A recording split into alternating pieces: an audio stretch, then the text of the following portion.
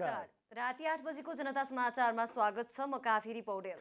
म मिलन बजगाई। सबैभन्दा पहिले प्रमुख समाचार। एमसीसीलाई लिएर गठबन्धन फुटाउन विभिन्न शक्तिहरूले चलखेल गरिरहेको एकीकृत समाजवादीका अध्यक्ष नेपालको टिप्पणी। गठबन्धन सरकार पूरा समय रहने दावी। सरकार असफलतातर्फ अघि बढेको एमाले उपमहासचिव गेवालीको आरोप। संसदको अवरोध खुलाउन काङ्ग्रेस नेता रिजालको आग्रह। विभिन्न बहानामा आयल निगमद्वारा हप्तै पछि इन्धनको मूल्य वृद्धि। लगातारको मूल्य वृद्धिले सर्वसाधारण मारमा। अमेरिकाले रुसलाई जबरजस्ती युद्धमा धकेल्न खोजेको राष्ट्रपति पुटिनको आरोप। युरोपमा बढ्दो नेटो गतिविधिप्रति अमेरिकाले चासो नदिएको भनाए। र राखेप सदस्य सचिवको विवाद अदालत प्रवेश गरेसँगै समग्र खेलकुदको काम प्रभावित। वैकल्पिक व्यवस्था गर्ने राखेपको तयारी।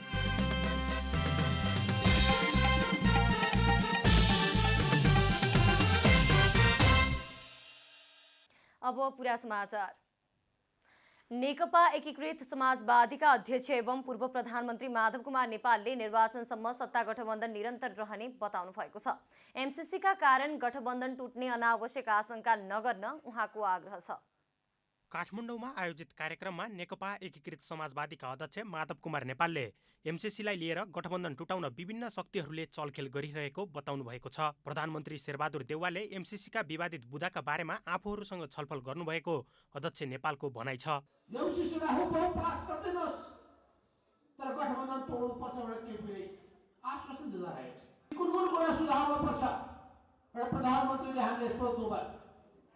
ती सुधार्नु पर्ने कुराहरूमध्ये हामीलाई पनि मलाई उपलब्ध गराउनुहोस्।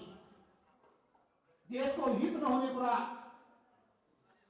हामीले सहमत हुनुपर्ने जरुरी छ। अब यो 5 दलीय मोर्चा टुट्ने हो कि क्या हो? अब एमसीसीले भगाउने भयो कि क्या हो? अनावश्यक भ्रम। प्रधानमन्त्री शेरबहादुर देउवा र नेकपा माओवादी केन्द्रका अध्यक्ष पुष्पकमल दाहालसँगको छलफलमा गठबन्धनलाई थप बलियो बनाएर लैजाने प्रतिबद्धता भएकोले गठबन्धन नटुट्ने अध्यक्ष नेपालको दाबी छ। यो गठबन्धनलाई बलियो बनाएर लानु पर्दछ भन्ने हामी सबैले प्रतिबद्धता व्यक्त गरेका छौँ। स्थानीय तहको चुनाव हुन गइरहेको छ। यो चुनावमा पनि गठबन्धनका दलहरू मिलेर अगाडि बढ्नेछ। पार्टीमा आबद्ध हुन आउनुभएका नेकपा एमालेका पूर्व प्रदेश कमिटी सचिवालय सदस्य सुभाष कर्मचारीलाई स्वागत गर्दै नेता नेपालले निर्वाचन केन्द्रित भएर तयारीमा लाग्न नेता कार्यकर्ताहरूलाई निर्देशन समेत दिनुभएको छ। आफू पार्टीमा प्रवेश नभई आबद्ध भएको बताउँदै नेता कर्मचारीले 40 वर्षदेखि माधव नेपालसँगै कम्युनिस्ट आन्दोलनको निरन्तरतामा लागिरहेको बताउनुभयो। हामी निरन्तर यो उहाँको नेतृत्वमा छौँ भन्ने कुराहरूलाई फेरि भनिरहनु पर्दैन। त्यसकारणले मैले पार्टी प्रवेश होइन, हामी यो आन्दोलनमा निरन्तर समाहित छौँ, निरन्तर आबद्ध भएर अगाडि बढ्ने प्रतिबद्धता र प्रण गर्नको लागि यहाँ उपस्थित भएका छौँ। म यो कुराहरू कमेन्टको बिचमा राख्न चाहन्छु। नेकपा एकीकृत समाजवादी सिन्धुपाल्चोकले आयोजना गरेको पार्टी आबद्धता कार्यक्रममा सिन्धुपाल्चोक र काभ्रेपलाञ्चोकका केन्द्रीय र स्थानीय स्तरका करिब 70 नेता कार्यकर्ताले पार्टीमा आबद्धता लिएका छन्। कार्यक्रममा नेकपा एमालेका राष्ट्रिय प्रतिनिधि परिषद सदस्य सीता थापा र ईश्वरी प्रसाद श्रेष्ठ, जिल्ला कमिटी सदस्य दीपक नेपाल, रविन्द्र शर्मा, विष्णुलाल श्रेष्ठ, युवा संघ नेपालका केन्द्रीय नेता फडिन्द्र तामाङ, विभिन्न वडाका वडाध्यक्ष, पालिका सदस्य, जनसङ्गठनका सदस्य लगायतले नेकपा एकीकृत समाजवादी पार्टीमा आबद्धता लिएका छन्। त्यस्तै नेपाली काङ्ग्रेसका पूर्व महासमिति सदस्य गुणनिधि लम्साल र माओवादी केन्द्रका नेता सगुन श्रेष्ठ लगायतले नेकपा एकीकृत समाजवादी पार्टीमा आबद्धता लिएका छन्। क्यामेरामा साजन थापाका साथ विकास पौडेल, काठमाडौँ। सरकारले भोलि स्थानीय तहको निर्वाचन मिति नतोके केन्द्रसहित 7वटै प्रदेशमा दबावमूलक कार्यक्रम सञ्चालन गर्ने नेकपा एमाले जनाएको छ। बुधबार बसेको केन्द्रीय सचिवालय बैठकले यसअघि जनसङ्गठनहरूले निर्वाचन मिति तोक्न दबावमूलक कार्यक्रम गरिरहेको भन्दै बिहिबार पनि मिति नतोके 7 प्रदेश र केन्द्रबाट समेत दबावका कार्यक्रम सुरु गर्ने निर्णय गरिएको हो। बैठकले राष्ट्रिय सभा सदस्य निर्वाचनमा प्रदेश 1 र सुदूरपश्चिममा भएको अनुशासन उल्लङ्घन र अन्तर्घातको छानबिन गर्न कारबाहीका लागि सिफारिस गर्न प्रदेशलाई निर्देशन दिएको छ। साथै महिला, युवा, विद्यार्थी र किसान महासंघ बाहेकका अन्य जनसङ्गठनको महाधिवेशन प्रक्रिया अघि बढाउने एमाले सचिवालय बैठकले निर्णय गरेको छ। त्यस्तै आगामी माघ 28 गतेलाई तोकेको प्रदेश अधिवेशनहरू स्थानीय निर्वाचन पछि मात्रै गर्ने भएको छ। बाँकी रहेका जिल्ला अधिवेशनहरू भने निर्वाचन अघि नै गर्ने एमाले निर्णय गरेको छ। नेपाली काङ्ग्रेसका नेता मिनेन्द्र रिजालले नेकपा एमालेलाई संसदको अवरोध खुलाउन आग्रह गर्नुभएको छ। नेता रिजालले निरन्तर संसदमा अवरोध गर्दै आइरहेको एमालेलाई सभामुख बेठिक छन् भने संवैधानिक प्रक्रिया अनुसार अघि बढ्न सुझाव समेत दिनुभएको छ।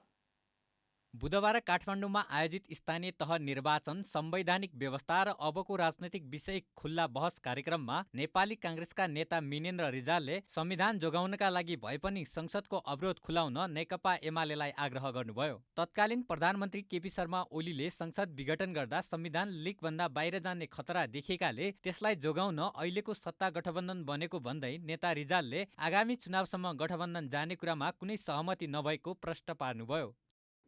संविधान जोखिममा छ भनेर भन्नुभयो। अनि संविधान जोखिममा छ भने तपाईले अहिलेदेखि आउने संसदको निर्वाचन हुँदासम्म संसद चल्न दिनु भएन भने भोलि बहुमतै जितेर आउनु भने पनि अनि आउनेले चाहिँ तपाईलाई रातो कार्पेट राखेर संसद चलाउन दिन्छ? मैले नम्रता साथ अनुरोध गर्छु, तपाईले संसद बन्द गरेर संविधानलाई ताकत दिइरहनु भएको छैन। कार्यक्रममा नेकपा एमालेका नेता प्रदीप ग्यावालीले पछिल्लो समय संसद र न्यायालयले काम गर्न नसकेको भन्दै सरकार असफलताको दिशामा अघि बढेको आरोप लगाउनुभयो। साथै नेता ग्यावालीले स्थानीय तहको निर्वाचन सरकारको इच्छाको विषय नभई संवैधानिक दायित्व भएको बताउनुभयो। निर्वाचन सरकारको च्वाइसको विषय हुन सक्दैन, होइन, उसको संवैधानिक दायित्व हो। संविधानमा एउटा भाषा प्रयुक्त छ। निर्वाचन आयोगको सिफारिसमा सरकारले निर्वाचनको मिति तोक्नेछ। त्यो सिफारिसमा तोक्नेछ भन्ने कुरा उसले मनलाई तोक्ने मनलाई नतोक्ने त्यो तजविजी अधिकारको कुरा होइन। कार्यक्रममा पूर्व महान्यायाधिवक्ता रमेश बडालले स्थानीय तह समाप्त हुँदा लोकतन्त्र नै समाप्त हुने धारणा व्यक्त गर्नुभयो। उहाँले स्थानीय तहको निर्वाचन समयमा नभए जनताको शासित हुने हक र सार्वभौम अधिकार समाप्त हुने बताउनुभयो। निर्वाचनका लागि अहिले संविधान संशोधन आवश्यक नभएको उहाँको भनाइ छ। बाजिएकै रहेछ भनेर मान्दाखेरि पनि चुनाव गर्नको लागि ऐन संशोधन आवश्यक छैन। पहिलो हामीले बुझ्नुपर्ने कुरा यो हो। दोस्रो, बाजिएकै छैन। मैले दुईटै अर्थमा भने बाजिएकै रहेछ भने त आवश्यक छैन। संविधानले 5 वर्ष भनेपछि त्यो टाइमभित्र चुनाव हुन सक्छ। कार्यक्रममा नेपाल बार एसोसिएसनका कोषाध्यक्ष समेत रहनुभएका अधिवक्ता रुद्र पोखरेलले स्थानीय तहको निर्वाचनका विषयमा पछिल्लो समय भइरहेको बहस संवैधानिक र कानुनी विषय नभई राजनैतिक विषय भएको बताउनुभयो। क्यामेरामा जयराज थपलियाका साथ महेश कठायत, काठमाडौँ। सत्ता साझेदार नेकपा एकीकृत समाजवादीका महासचिव बेदुराम भुसालले सत्तारूढ गठबन्धनले बनाएको कार्यदलको अध्ययनपछि मात्रै एमसिसीको विषयमा अघि बढ्ने बताउनु भएको छ। बुधबार काठमाडौँमा आयोजित कार्यक्रममा महासचिव भुसालले एमसिसीलाई लिएर सत्तारूढ गठबन्धनमा भएका मतभेदहरू कार्यदलको निष्कर्षपछि समाप्त हुने बताउनु भएको हो। उहाँले स्थानीय चुनावको विषयलाई लिएर गठबन्धनमा कुनै विवाद नभएको पनि बताउनुभयो। एमसिसी बारेका 9वटा दस्तावेजको बारेमा कार्यदलले गम्भीर अध्ययन गरिरहेको पनि महासचिव भुसालले बताउनुभयो। एमसिसी स्थानीय निर्वाचनको एक एजेन्डा भएको भन्दै चुनावको सबै एजेन्डा एमसिसी मात्रै भएको तर्क गर्न नहुने उहाँको भनाइ छ। चुनावको विषयलाई लिएर कुनै पनि खालको विवाद गठबन्धनभित्र छैन। हामीले सहमतिले नै जेठमा चुनाव गरौँ भनेर टुङ्गो गरेका हौँ। स्थानीय तहको चुनाव चाहिँ एमसिसीको बारेमा केही मतभेदहरू छन्, त्यसमा हामी अहिले पनि अध्ययनमै छौँ। एमसिसीसँग सम्बन्धित 9वटा दस्तावेज 2-3 दिन अगाडि मात्रै हामीले गठबन्धनबाट बनाएको जुन कार्यदल छ त्यसले प्राप्त गरेको छ। अहिले उहाँहरूले ती दस्तावेजहरू अध्ययन गर्दै हुनुहुन्छ। यस्तै राष्ट्रिय प्रजातन्त्र पार्टीका पूर्व अध्यक्ष पशुपति शमशेर जबराले विदेशी सहायताको क्षेत्रमा मुलुकले र नेतृत्वले राष्ट्रिय हित अनुकूल छ वा छैन भन्ने कुराको सूक्ष्म विश्लेषण गर्न आवश्यक रहेको बताउनुभयो। उहाँले एमसिसी संसदमा पठाएर मात्रै पास हुने भएकोले त्यसबारेमा राष्ट्रको हित अनुसार काम अघि बढाउनु पर्नेमा जोड दिनुभयो। विशेष गरी विदेशी सहायताको क्षेत्रमा मुलुकले नेतृत्वले कदम चाल्दा के गर्नुपर्छ भने कुनै चिज प्राप्त हुन गयो मुलुकलाई भने त्यो राष्ट्रिय हित अनुकूल छ कि छैन भनेर त्यसको चाहिँ सूक्ष्म विश्लेषण हुनुपर्दछ। अब एमसिसीलाई पनि हामीले हेर्दाखेरिमा जबराले एमसीसीलाई संसदले गम्भीर अध्ययन गरेर अघि बढ्न सके देशको हित हुने बताउनुभयो। नेकपा क्रान्तिकारी माओवादीका नेता सीपी गजुरेलले एमसीसीका कारण सत्तारूढ गठबन्धन टुट्ने अवस्थामा पुगेको बताउनु भएको छ। नेता गजुरेलले एमसीसीका कारण सत्तारूढ गठबन्धन अहिले टुट्ने कि भरे टुट्ने भन्ने अवस्थामा पुगेको बताउनु भएको हो। पार्टी निकट विद्यार्थी संगठन अनेरा सोभी क्रान्तिकारीले बुधबार काठमाडौँमा आयोजना गरेको एक कार्यक्रममा बोल्दै उहाँले कार्यपालिका, न्यायपालिका र व्यवस्थापिका राज्यका मुख्य 3 अङ्ग असफल भइसकेको दाबी समेत गर्नुभयो। नेता गजुरेलले मुलुकको अर्थतन्त्र समेत कोल्याप्स हुने अवस्थामा पुगेको उल्लेख गर्दै यो सङ्कटबाट मुलुकलाई निकास दिन कम्युनिस्ट क्रान्तिकारीहरू सहकार्यका साथ अघि बढ्नुको विकल्प नरहेको बताउनुभयो। कार्यपालिका असफल भएको छ, व्यवस्थापिका असफल भएको छ, न्यायपालिका असफल भएको छ र दैनिक राजनीतिमा हेर्ने हो भने अहिलेको आर्थिक सङ्कट चाहिँ के छ भने उनीहरूकै मान्छेहरूले भन्न थाले कि आर्थिक अर्थतन्त्र त कोल्याप्स नै हुने भयो। अब कोल्याप्स भयो किनभने त्यसका सूचकाङ्क, आर्थिक सूचकाङ्क जति छन् ती सबै नकारात्मक, पोजिटिभ कुनै पनि छैन भनेपछि आर्थिक रूपले पनि यो कोल्याप्स हुने अवस्थामा पुगिसक्यो। नेता गजुरले दक्षिणपन्थी अवसरवादमा पतन भएकाले माओवादी केन्द्र र विप्लवहरूसँग आफ्नो पार्टीले एकता गर्ने कुनै सम्भावना नरहेको बताउनुभयो। नेपाली कांग्रेसका महामन्त्री विश्वप्रकाश शर्माले पार्टीको केन्द्रीय कार्य सम्पादन समितिको बैठकमा सरकारको कामको समीक्षा हुने बताउनु भएको छ। महामन्त्री शर्माले पार्टीको अब बस्ने केन्द्रीय कार्य सम्पादन समितिको बैठकमा सरकारको कामको समीक्षा गर्दै दिशानिर्देश गर्ने बताउनु भएको हो। कार्य सम्पादन समितिको बैठकले सरकारको कामलाई अझ सुधार गर्दै गति बढाउनका लागि निर्देशन दिने उहाँले बताउनुभयो। जनताको जनजीवनसँग प्रत्यक्ष सरोकार राख्ने विषयहरूमा सरकारलाई ध्यानाकर्षण गराउने उहाँले उल्लेख गर्नुभयो। कोभिड-19 विरुद्धको खोप अभियानलाई महाअभियानकै रूपमा सञ्चालन गर्नका लागि पनि सरकारलाई घचघच्याउने उहाँको भनाइ छ। 24 लाख खोपको बारेमा चाहिँ अभिलेखमा छैन भन्ने खालका प्रश्न आइसकेपछि अहिले भर्खर छानबिन समिति बन्यो। प्रधानमन्त्रीले निर्देशन दिइसकेपछि छानबिनको बन्यो। हामीले पब्लिकलाई यो पनि भन्छौँ कि स्वास्थ्य सामग्रीमा चाहिँ खरिदमा घोटाला भयो भन्दै गर्दा त गहिरो छानबिन त भएन, आखिर त्यो त्यतिकै पेन्डिङमा राख्यो। तर हाम्रो पालामा अहिले उठ्दै गर्दाखेरि छानबिनमा गएको छ। अब यो अघिल्लो सरकारको पालामा भएको थियो कि अहिलेको सरकारको पालामा भयो कि कर्मचारी तन्त्रको कमजोरी हो कि अथवा कसको कमजोरी छानबिनबाट आउँछ। खोप भनेर जुन पहिलो, दोस्रो, तेस्रो प्राथमिकता भनिएको थियो त्यो खोपलाई अझै विशेष अभियानका रूपमा, अझै महाअभियानकै रूपमा लिएर जाने कुराको सन्दर्भमा पनि सरकारलाई थप घचघच्याउँछ। महामन्त्री शर्माले वर्तमान शेरबहादुर देउवा नेतृत्वको सरकार विशिष्ट परिस्थितिमा बनेको भन्दै जनताका सबै अपेक्षाहरू पूरा हुन नसक्ने पनि बताउनुभयो। सरकार संविधान अनुसार चलाउने, संविधान र संसदको रक्षा गर्ने, महामारीबाट जनताको जीवन रक्षा गर्ने र निर्वाचन सम्पन्न गराउने सन्दर्भमा सरकारको मुख्य दायित्व रहेको भन्दै सो अनुसार भए नभएको जनताले समीक्षा गर्नुपर्ने बताउनुभयो। त्यसैगरी केन्द्रीय कार्य सम्पादन समितिले भातृ तथा शुभेच्छुक संस्थाहरूको महाधिवेशनको सम्बन्धमा पनि टुङ्गोमा पुगिने उहाँले बताउनुभयो।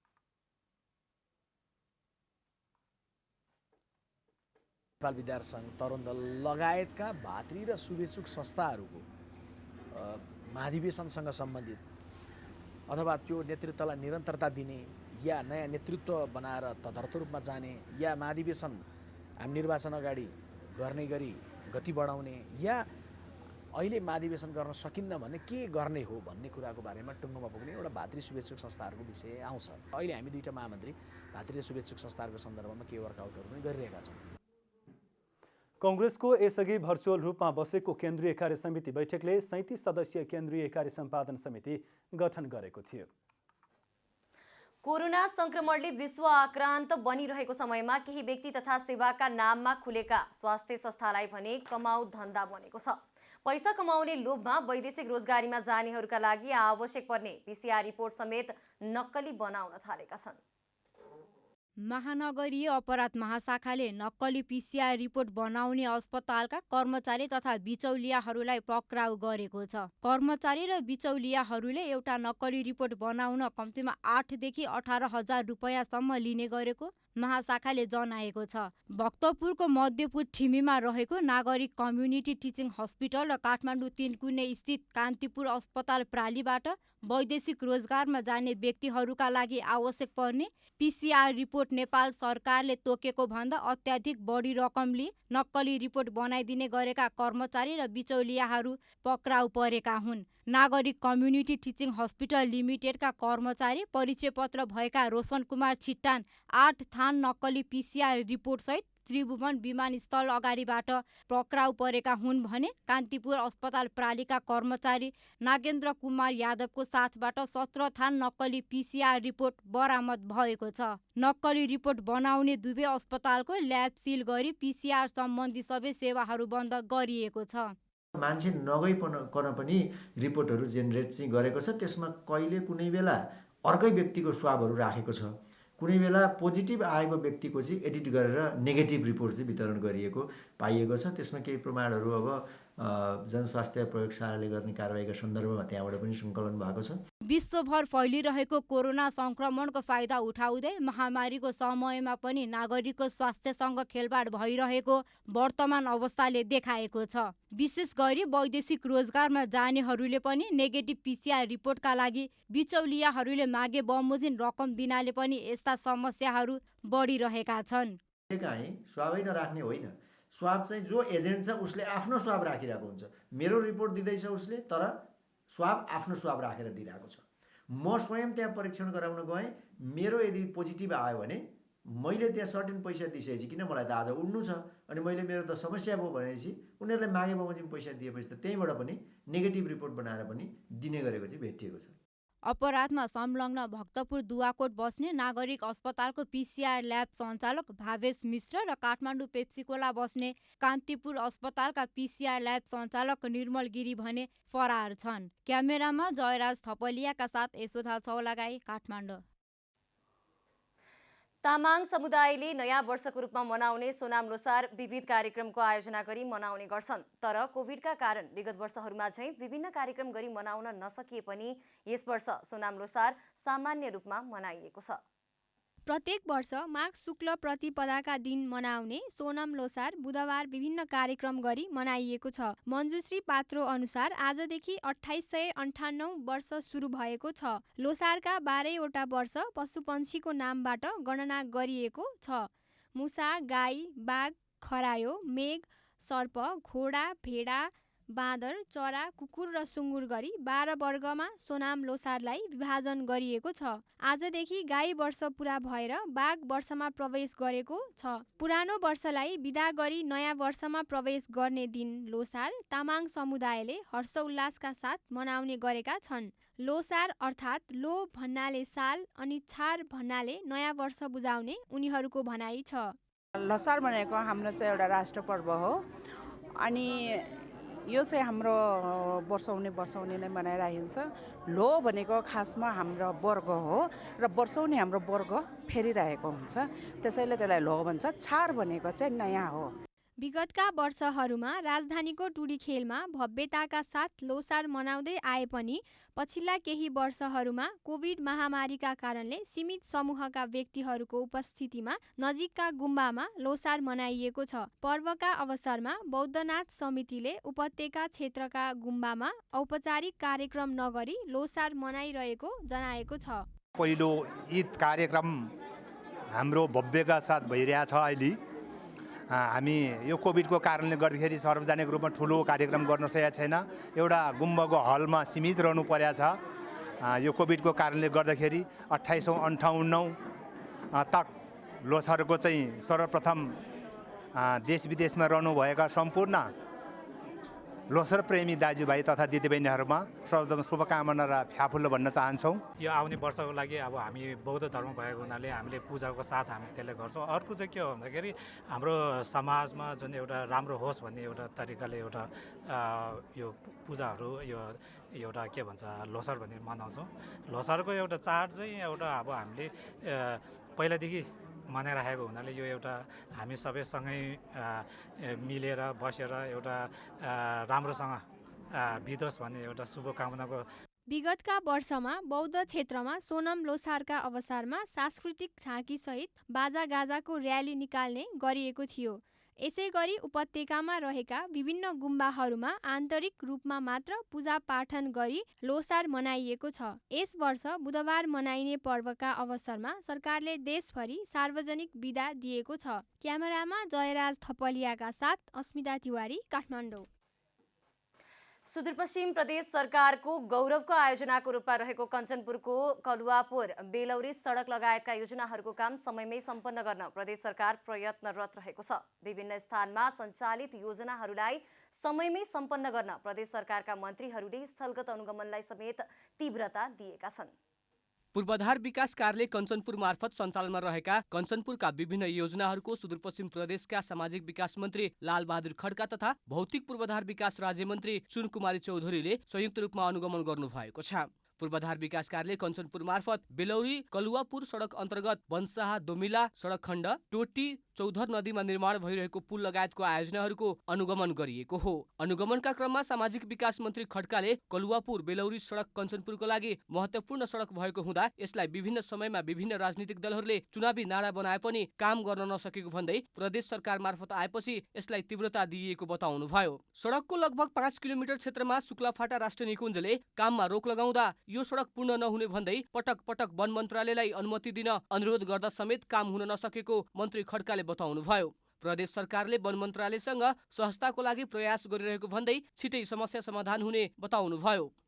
पछिल्लो बेला बाटो काम गर्दै गर्दा शुक्लाफाटा राष्ट्रिय निकुञ्जले त्यसलाई रोक्ने काम गरेको छ। हामीले वन मन्त्रालयसँग धेरैचोटि यो विषयमा कुराकानी पनि गरेका छौँ। एउटा प्रक्रिया पुरा गरेर त्यसलाई टुङ्ग्याउँछु भनेर उहाँहरूले हामीसँग भन्ने, अहिलेसम्म नटुङ्ग्याइसकेको अवस्था हो। भौतिक पूर्वाधार विकास राज्य मन्त्री चुनकुमारी चौधरीले प्रदेश सरकारबाट सञ्चालित योजनाहरू समयमै सम्पन्न हुनुपर्ने भन्दै यसको गुणस्तरीयताको लागि जनताले समेत ध्यान दिनुपर्ने बताउनुभयो।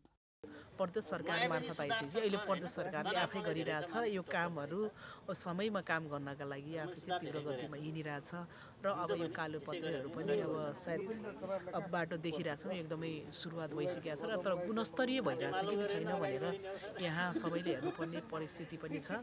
पूर्वाधार विकास कार्यालय कञ्चनपुरले सडकको 22 किलोमिटर निर्माण सम्पन्न भइसकेको तर 4.5 किलोमिटरमा निकुञ्ज पर्ने र निकुञ्जले वातावरण प्रभाव मूल्याङ्कन नगरी कामको लागि अनुमति नदिँदा काम हुन नसकेको बताएको छ। र यो सडकको यो प्रदेश गौरवको आयोजनाको कलुवापुर बेलौरी को चाहिँ तल्लो पाटमा चाहिँ करिब 20 किलोमिटर चाहिँ हामीले गत वर्ष नै कालोपत्रे सम्पन्न गरिसकेको अवस्था हो। त्यसमा पनि केही वातावरणीय प्रभाव मूल्याङ्कन गर्नुपर्ने कारणले गर्दाखेरि हामीलाई राष्ट्रिय निकुञ्ज कार्यालयले त्यो करिब 4.5 किलोमिटर पाट हामीलाई रोकेको छ। त्यसमा पनि हामी फेसिलेसन गरिरहेछौँ।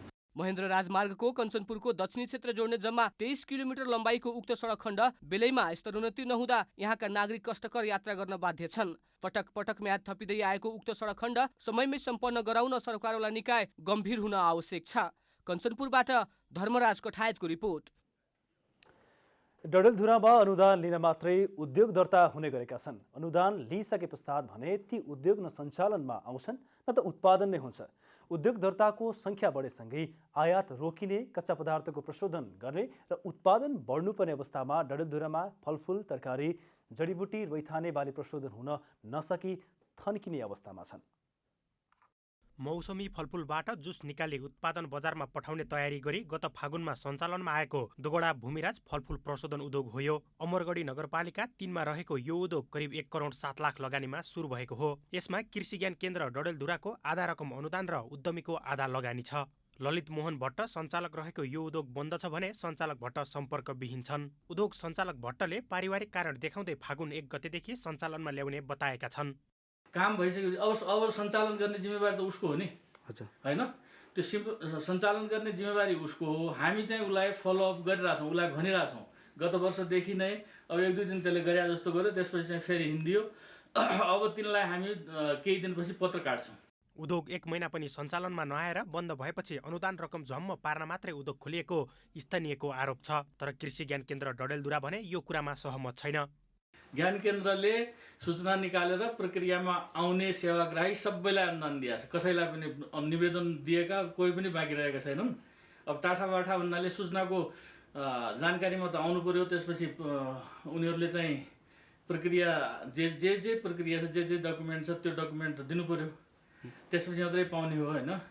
डडेलधुरामा गत आर्थिक वर्ष 77-78मा जिल्लामा 962वटा उद्योग दर्ता भएका छन् भने यो आर्थिक वर्षको पुस मसान्तसम्ममा मात्रै 558वटा उद्योग दर्ता भएको सरकारी तथ्याङ्क छ।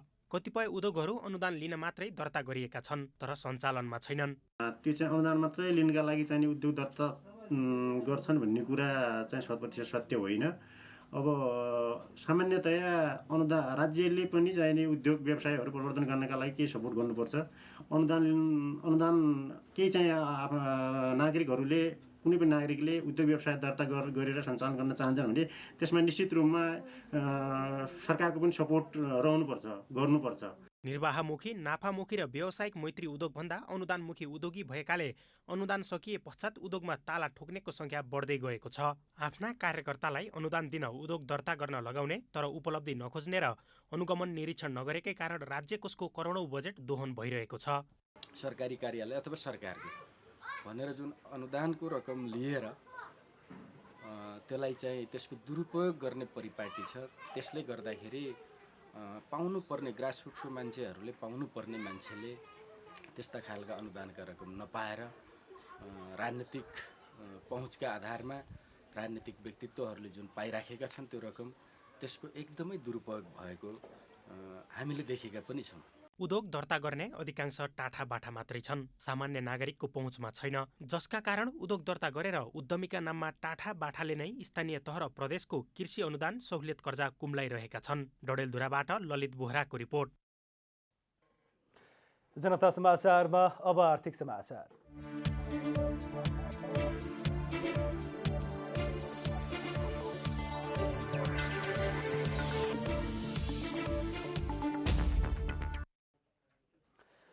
मंगलबार रातिदेखि लागू हुने गरी पेट्रोलियम पदार्थको मूल्य पुनः बढेको छ। पेट्रोलको नयाँ मूल्य निगमको इतिहासमै सबैभन्दा बढी हो।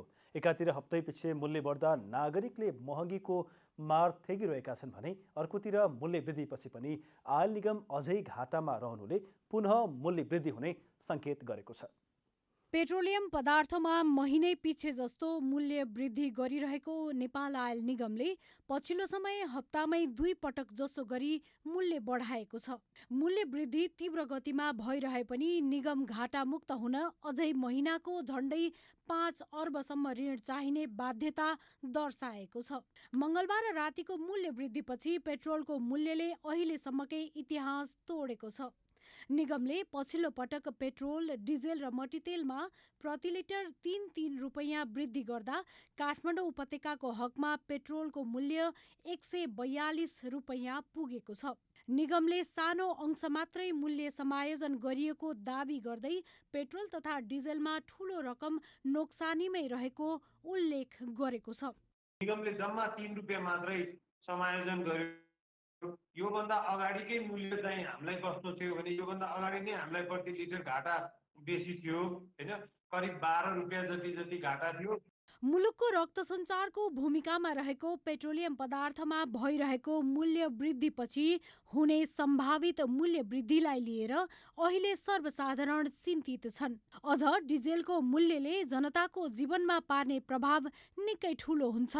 गाह्रो भइरहेको छ काम गर्नलाई, काम गर्न आउनु पर्यो, अब मेसिनमा तेल हाल्नै पर्यो, काम गरेर खाने मान्छेलाई गाह्रो छ, समस्या छ। अब आयल निगमले पनि सक्दो ठिक्कको कर राखेर हामीलाई ठिक्कको मूल्य निर्धारण गर्दैदेखि राम्रो हो। यता बढेको मूल्यपछि पनि अझै पेट्रोलमा प्रति लिटर 13 रुपैयाँ 23 पैसा र डिजेलमा 11 रुपैयाँ 13 पैसा नोक्सानी रहेको निगमको दाबी छ। निगमका अनुसार एलपी ग्यासमा प्रति सिलिन्डर 560 रुपैयाँ घाटा रहेको छ। निगमले अझै मूल्य बढ्ने सङ्केत गरेको छ। आजको मितिमा भन्दाखेरि आज 142 रुपैयाँ छ भनेपछि 155 रुपैयाँ जति पुग्छ। 113 रुपैयाँ 23 पैसा अहिले पनि हामीलाई प्रति लिटर पेट्रोलमा घाटा छ। अन्तर्राष्ट्रिय बजारमा डलर बलियो हुनुका साथै युक्रेन र रसिया बीचको द्वन्द्वले तेलको मूल्य प्रति ब्यारेल $90 रहेको र $100 पुग्ने अनुमान गरिएको छ। त्यसो त अन्तर्राष्ट्रिय बजार मात्र यसको कारक नभई समयअनुसार आयल निगमले मूल्य स्वचालित प्रणाली अनुरूप मूल्य समायोजन गर्न नसक्दा छिटो मूल्य बढाउनु पर्ने नियतिसँगै सधैँ अपजस खेप्दै आएको छ। यसमा आयल निगमको फितलो व्यवस्थापन प्रणालीमाथि प्रश्न उठेको छ नै आयल निगमलाई एकाधिकार मुक्त गरी निजीकरण गर्नुपर्ने आवाज समेत उठ्न थालेको छ। जनता टेलिभिजनका लागि क्यामेरा ब्युरोको साथमा रूपा घिमिरे, काठमाडौँ। पेट्रोलियम पदार्थमा गरिएको मूल्य वृद्धि फिर्ता लिन माग गर्दै नेकपा क्रान्तिकारी निकट विद्यार्थी संगठन अखिल क्रान्तिकारीले विरोध प्रदर्शन गरेको छ। बुधबार माइतीघर मण्डलामा अखिल क्रान्तिकारीले पेट्रोलियम पदार्थमा गरिएको मूल्य वृद्धि फिर्ता लिन माग गर्दै विरोध प्रदर्शन गरेको हो। विरोध प्रदर्शनमा बोल्दै अखिल क्रान्तिकारीका केन्द्रीय अध्यक्ष हरिकृष्ण गजुरेलले सरकारले पेट्रोलियम पदार्थमा जनताको ढाड सेक्ने गरी मूल्य वृद्धि गरेको उल्लेख गर्दै तत्काल फिर्ता लिनुपर्ने बताउनुभयो। उहाँले कोरोना महामारीको बेलामा जनतालाई राहत दिनुपर्नेमा सरकारले बारम्बार पेट्रोलियम पदार्थको मूल्य वृद्धि गरेर आहत दिने काम गरेको बताउनुभयो। नेपाल सरकार यो अरू उसले केही देख्दैन, पेट्रोलियम पदार्थमा मूल्य वृद्धि गर्ने बाहेक उसले अरू कुनै पनि विकल्प देखिराखेका छैन। कोभिडबाट ग्रसित नेपाली जनता आज रोग र भोकबाट जो ग्रसित भइराखेको अवस्था छ, तर जनतालाई राहत देऊ भनेर हामीले पटक पटक भन्यौँ, तर उल्टै जनतालाई राहत दिनु त परै जाओस्, आहत दिने काम मात्रै गरिराखिएको छ। प्रदर्शनमा अखिल क्रान्तिकारी केन्द्रीय उपाध्यक्ष सिलु न्यौपानेले सरकारले जनताको भोक, रोग र अभाव नदेखि बारम्बार पेट्रोलियम पदार्थमा मूल्य वृद्धि गर्नु दुःखद भएको बताउनुभयो। उहाँले देउबा सरकारले कोरोना महामारीमा पेट्रोलियम पदार्थमा मूल्य वृद्धि गरेर झनै मारमा पारेको बताउनुभयो। लुटेरा सरकारले जनताको रोग देखेन, जनताको भोग देखेन, जनताको अभाव देखेन, जनताको विषम परिस्थिति देखेन। आज कोभिडको महामारीमा पनि शेरबहादुर देउवाले नेतृत्व गरेको सरकारले आज घिनलाग्दो काम गरिरहेको छ। उपाध्यक्ष न्यौपानेले पेट्रोलियम पदार्थमा बारम्बार मूल्य वृद्धि गर्नु लाजमर्द भएको बताउनुभयो। जनता समाचारमा अब खेलकुद समाचार।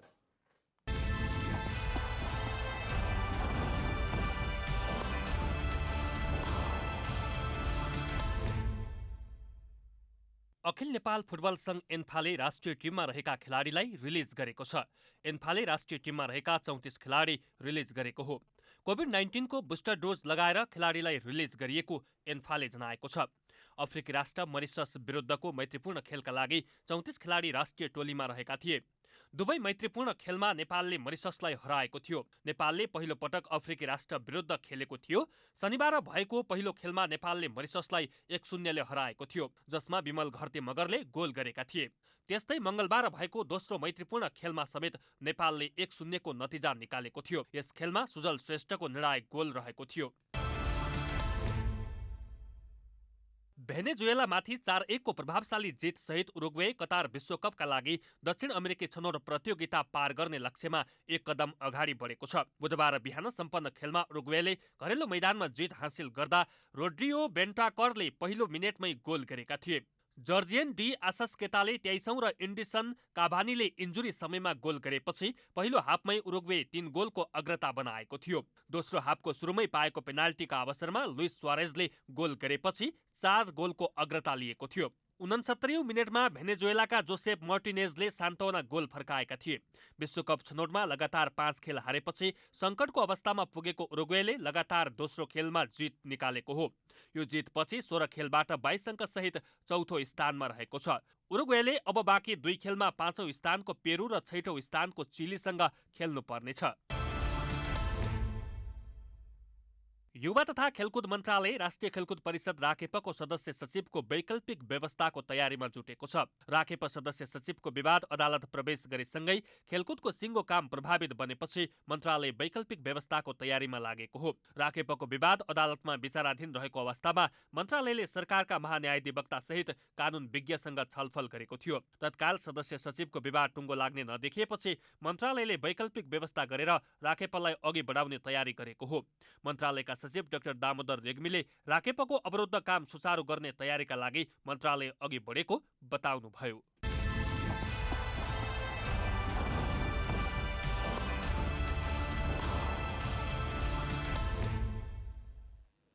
अब मौसम समाचार।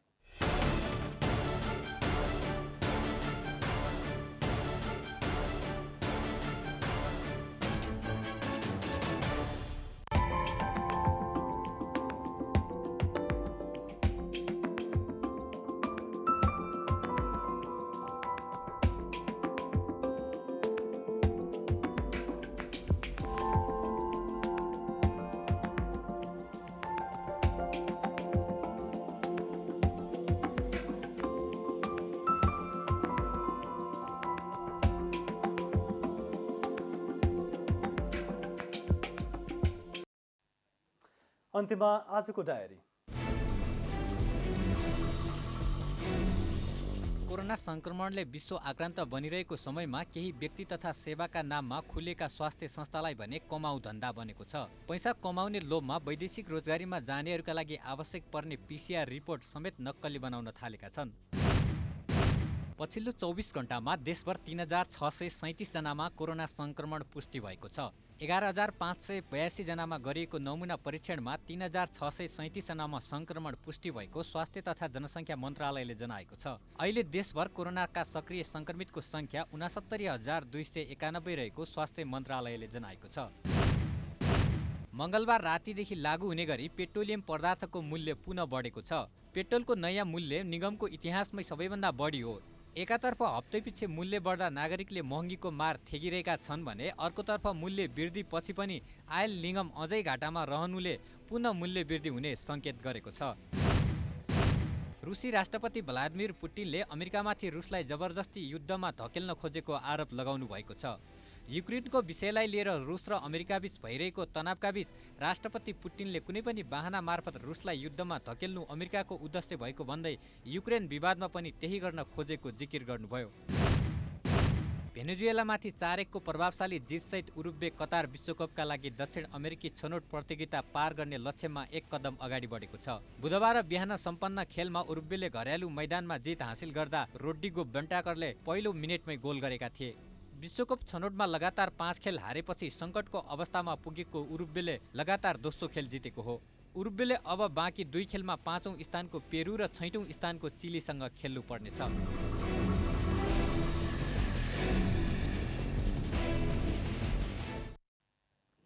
जनता समाचार अहिलेलाई यति नै। जनताद्वारा जनताका लागि प्रसारित जनता टेलिभिजनका कार्यक्रमहरू युट्युब, ट्विटर, फेसबुक र हाम्रो वेबसाइट जनतासमाचार.com मा पनि पढ्न र हेर्न सक्नुहुनेछ। नमस्कार।